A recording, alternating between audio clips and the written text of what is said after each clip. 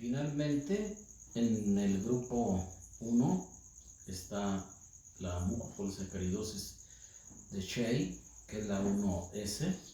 Esta es la forma más leve del grupo 1 y habitualmente, si no se ha hecho el diagnóstico, generalmente lo va a hacer el oftalmólogo, o porque son pacientes que presentan opacidad corneal precoz.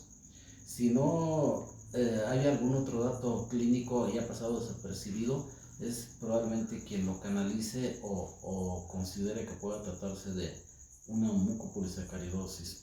Estos pacientes tienen inteligencia normal, la estatura es normal y dentro de algunas otras características tiene algo de limitación articular, hay defectos cardíacos como en muchas de las mucopolisacaridosis, y no deja de haber hirsutismo y también están presentes las hernias. Aquí hay excreción urinaria nada más de dermatansulfato, hay ausencia de la enzima alfa hidroronidasa en fibroblastos cultivados, es donde la podemos detectar. Es autosómica recesiva, el locus va en el brazo corto del cromosoma 4, y el hecho de que estos pacientes estén menos afectados se debe a que esa enzima, que no se produce en cantidad suficiente, es una enzima que tiene algo de actividad, está trunca, pero tiene algo de actividad, a diferencia de la 1H y la 1HS. Aquí esta enzima tiene algo de actividad residual y por eso es que estos pacientes están menos afectados. Hay detección de portadores heterocigotos y diagnóstico genético prenatal. El tratamiento es también de reemplazo enzimático con alfa-L-hidroronidasa recombinante humana, y en ocasiones cuando llegan a requerir cirugía, recordar al anestesiólogo que tenga experiencia en este tipo de casos. Muy bien. La primera mucopolisacaridosis que se describió ya como tal fue el síndrome de Hunter en los años de 1917.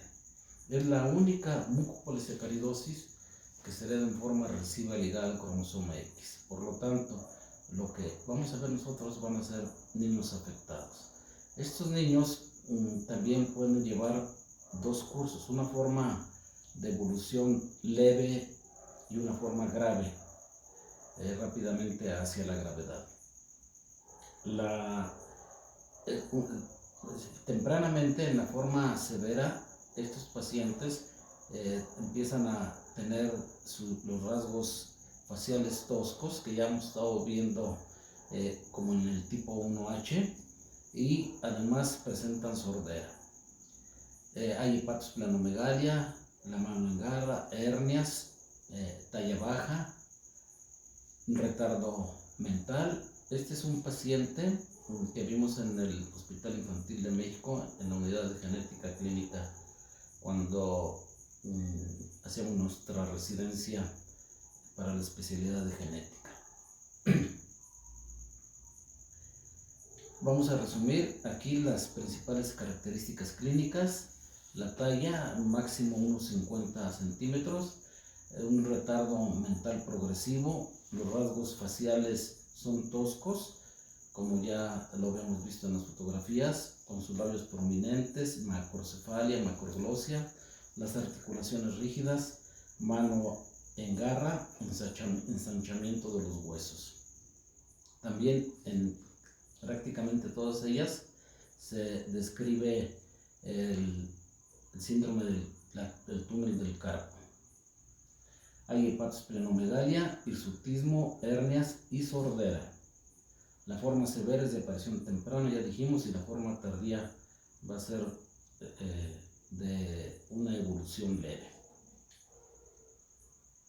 Hay excreción urinaria de dermatán y heparansulfato, y el déficit de la enzima es de la sulfatasa hidronidato que también se va a estar presente esta deficiencia en células de la sangre blancas de la sangre periférica.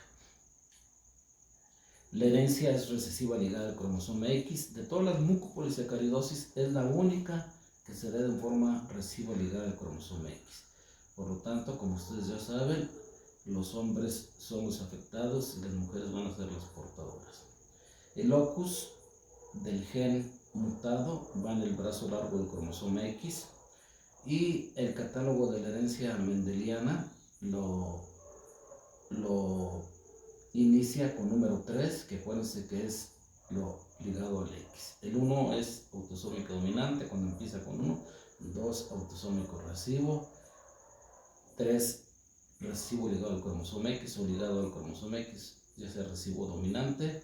El 4 es lo asociado al cromosoma Y. El 5 es la herencia mitocondrial.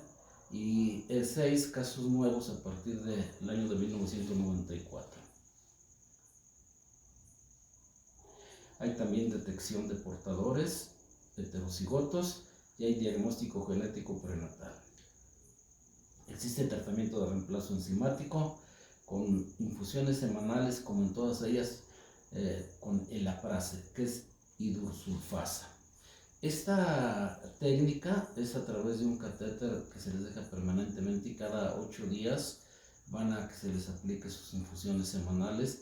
Hay que estar prevenidos ante la posibilidad de un shock alergénico y previamente en muchos de ellos se aplica un antihistamínico y un antipirético.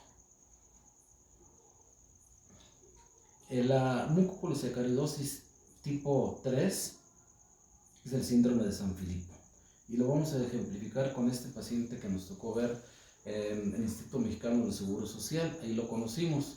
Estábamos en el servicio de urgencias del Hospital General de Zona de Jarostock y llegó un paciente de 18 años que estamos viendo ahí con crisis convulsivas muy difíciles de yugular. Finalmente se logró yugular.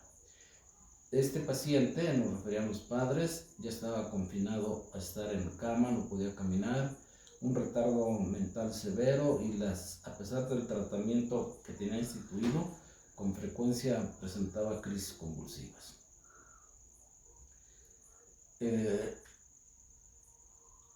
Al ver su fenotipo, vemos que existen los rasgos toscos en su fenotipo.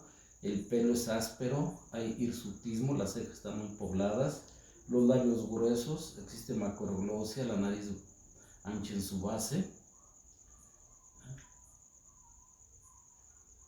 y un severo retardo mental.